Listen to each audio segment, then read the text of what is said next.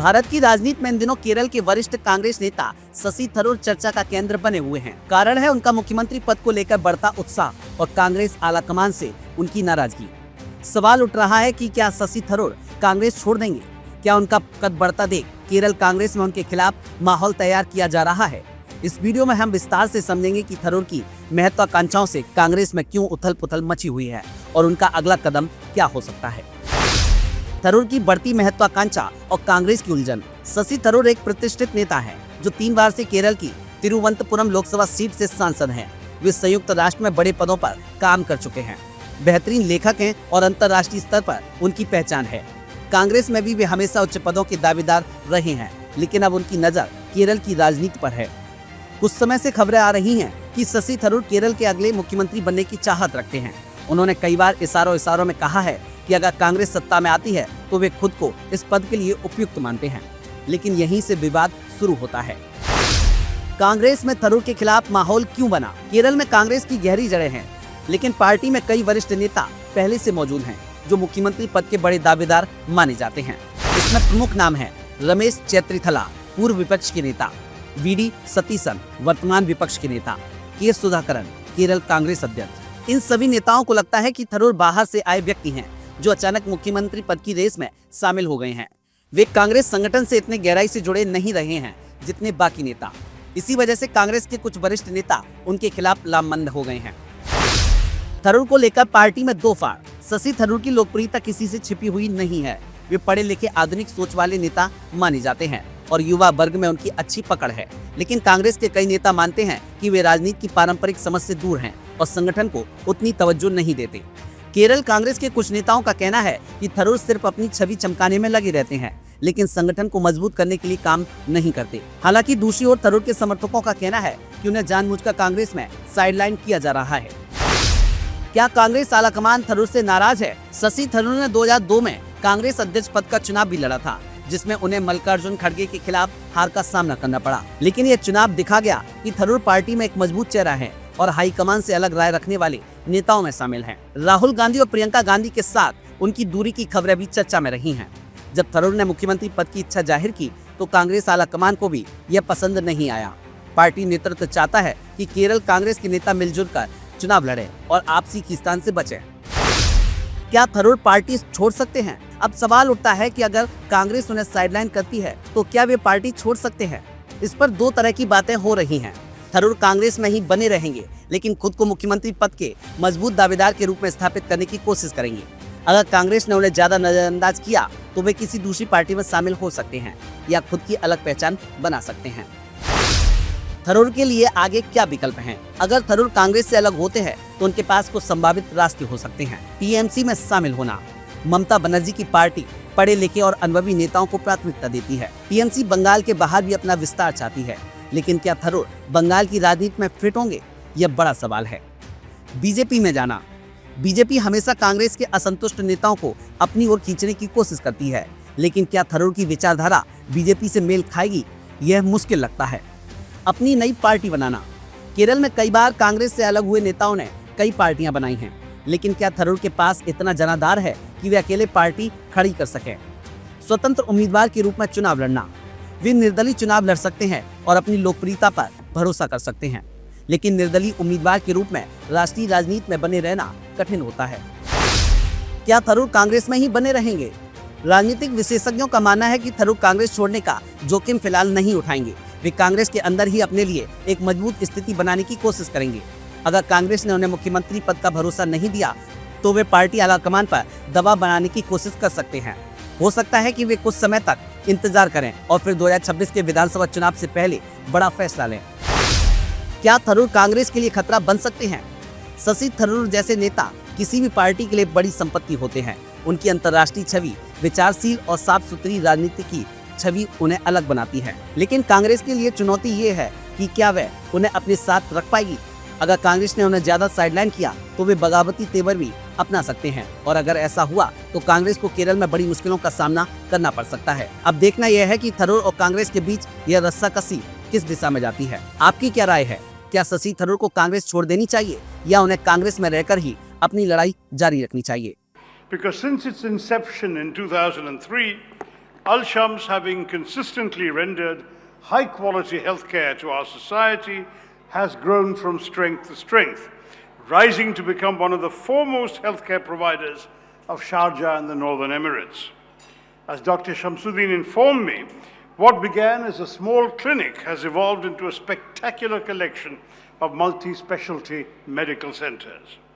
Today, 20 years since it embarked on this outstanding journey to deliver affordable, high-quality healthcare while serving the larger causes of humanity, Al-Shams boasts of a trusted network of 7 medical centers and 4 pharmacies across Sharjah, the Northern Emirates, and my own state of Kerala, whose capital I represent in the lower house of Parliament. In thus advancing by leaps and bounds, in thus striving to serve our society with excellence, compassion, and integrity, Al-Shams truly embodies what the renowned German-American physician Martin Fisher said of the medical profession. Our profession, he remarked, is the only one which works unceasingly to annihilate itself. Yet I'm sure that all the medical professionals here believe that to annihilate themselves and their profession is certainly to deliver humankind from the grasp of terrible illnesses. So it is that doctors, right from the day that they as youngsters pursue medicine, dedicate themselves completely to serving causes far larger than themselves, causes that are located at the very heart of our planet's survival. This precisely is the burden that Al-Shams has so reliably shouldered for the past 20 years. And this is why today it is at the forefront of advancing healthcare services and medicinal technology in the UAE and, interestingly, now in Kerala. Because Al-Shams is dedicated to ensuring that people in all parts of its areas of operation can access its quality healthcare services, its colossal medical and diagnostic center in the industrial area here strategically encompasses the Sharjah industrial belt, all while ensuring that it caters to the healthcare needs of even the remote, faraway places it operates in. What is more, through its extensive syndication and collaborations with all major medical insurance companies in the UAE, Al-Shams is able to afford its patients highly efficacious, cutting-edge and accessible services at reasonable prices. Thanks to the homely ambience and the friendly atmosphere of your medical and diagnostic centers, over 50,000 patients frequent them every month. This perhaps is your greatest reward, the trust, faith, and confidence that your patients have in your quality of service. I was also pleased to learn from Dr. Shamsuddin that at Al-Shams, you not only fulfill your corporate social responsibilities scrupulously, but also take enormous pride in these activities, which have turned you into a pillar of strength and stronghold of medical expertise.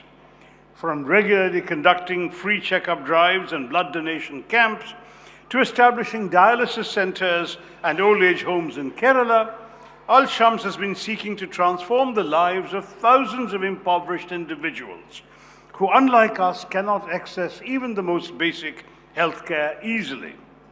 In 2015, for instance, you donated to an NGO a fully functional and fully equipped pain and palliative care center at Kalamuri in Kaipamangalam in Thrissur.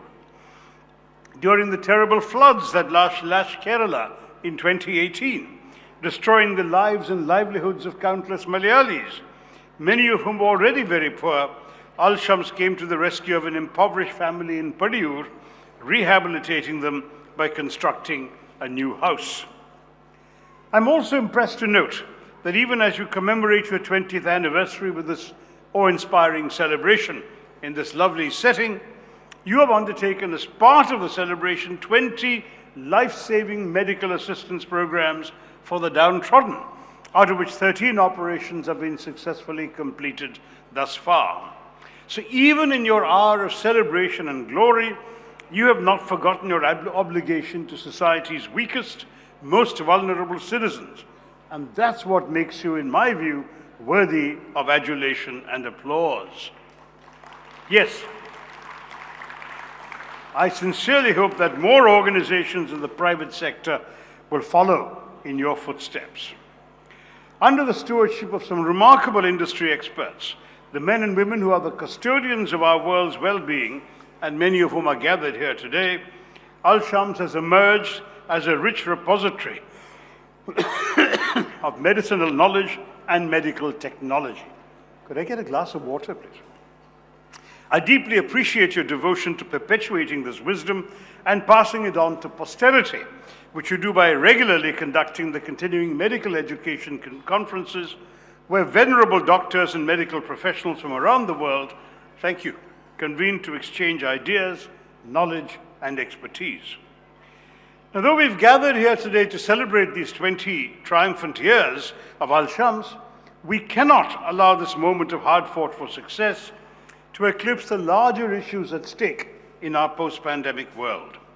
Our victories and glories should never, especially in such high-octane moments, make us complacent. The greater the success we attain, the greater the burden upon us to not only maintain the standard, but scale even loftier heights, carrying out our mission to fruition.